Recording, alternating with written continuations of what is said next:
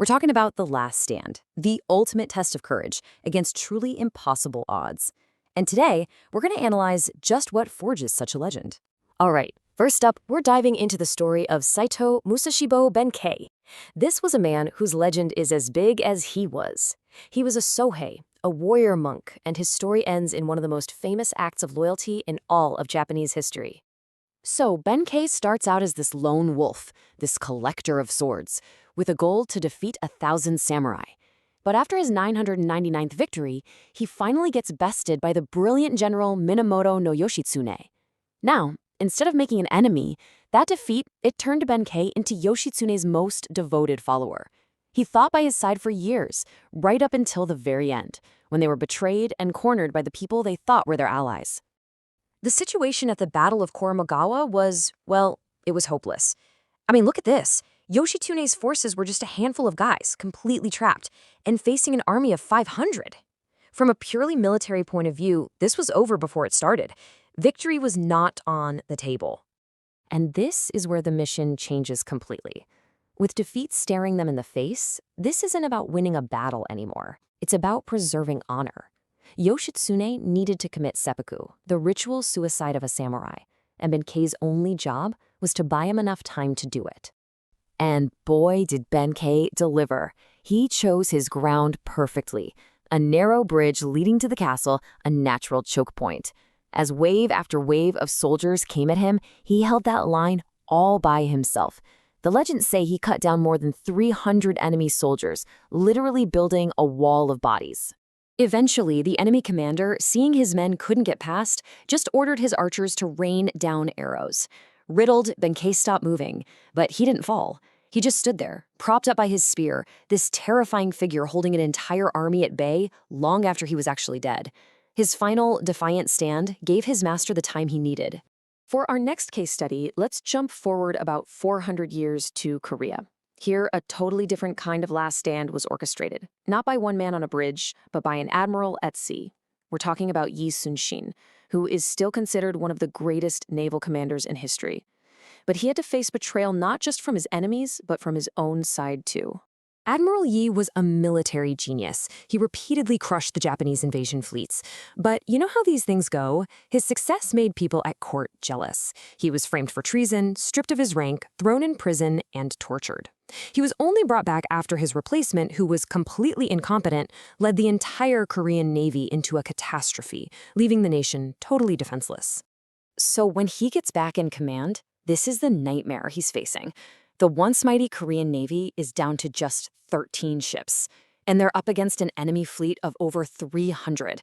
The odds were, 25-1 against him? I mean, it's just staggering. And yet, in what has to be one of the most unbelievable victories in naval history, Yi used his complete mastery of the tides and choke point tactics to sink 31 Japanese warships without losing a single one of his own. Now, this wasn't even the final battle, but this incredible win bought him the precious time he needed to rebuild for the war's final act. Okay, so now we're at that final battle, the Battle of Noryang. Victory is literally within his grasp. And then, Admiral Lee is struck by a musket ball. As he's lying there, dying on the deck of his flagship, he gives this final, critical order to his son and nephew. His focus, even then, wasn't on himself. It was on the morale of his men and the fate of his country. Think about the genius of this. His nephew immediately puts on the admiral's armor and just keeps beating that war drum, signaling the attack. The Korean and Chinese fleets, they have no idea their commander has fallen. They just fight on with this unwavering courage, completely routing the Japanese and finally ending the 7-Year War. Yi's final act wasn't just fighting. It was a brilliant piece of strategic deception that saved his nation. For our final subject, we're jumping to the 20th century, to the brutal Pacific theater of World War II. This is the story of Captain Ben L. Solomon, a U.S. Army dentist whose last stand completely redefined what a medic could do under fire. Solomon was a dental officer, right? But on the bloody island of Saipan, he volunteered to serve as a frontline surgeon.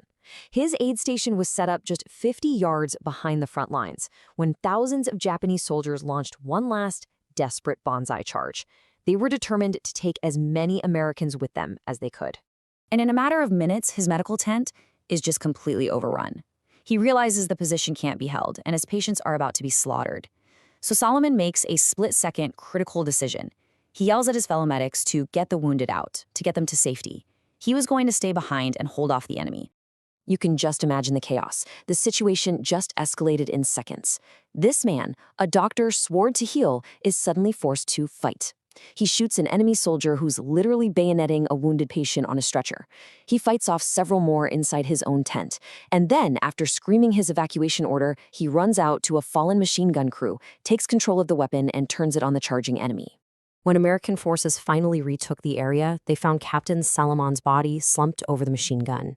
And laid out in front of his position were the bodies of 98 enemy soldiers. And his own body told the story of just how ferocious that defense was. He had 76 separate bullet wounds, plus numerous bayonet wounds.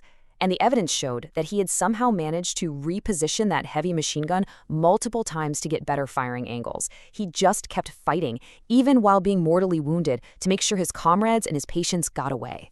So now that we have these three incredible, harrowing accounts, we can step back and really start to analyze them. What are the common threads here? What elevates a final desperate fight into something legendary? So if we break these down, you start to see a clear pattern of adapting your strategy to your circumstances. Ben K used the terrain, right? A physical choke point. Admiral Yi, he used psychology, strategic deception to keep morale from collapsing. And Captain Salomon, he used technology, leveraging overwhelming firepower to provide cover. We've got three different eras, three totally unique strategies, but a common thread of tactical brilliance under extreme pressure. And despite all the differences, several core principles just jump right out. Each one of these men looked impossible odds in the face and accepted their fate.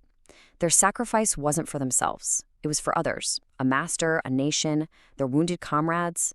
And this is crucial. Their final actions weren't just futile gestures. They directly achieved a clear strategic objective. So why do we keep telling these stories hundreds or even thousands of years later? Well, it's because they tap into something universal, right? This admiration we all have for pure courage, for loyalty, and for self-sacrifice. They represent the absolute limit of human endurance and devotion. In the end, these last stands force us to think about what really matters when everything is on the line. They weren't just about fighting to the death. They were about dying for a purpose. And that leaves us with one last question to think about. At the end of the day, what is it that makes any action, big or small, truly worth remembering?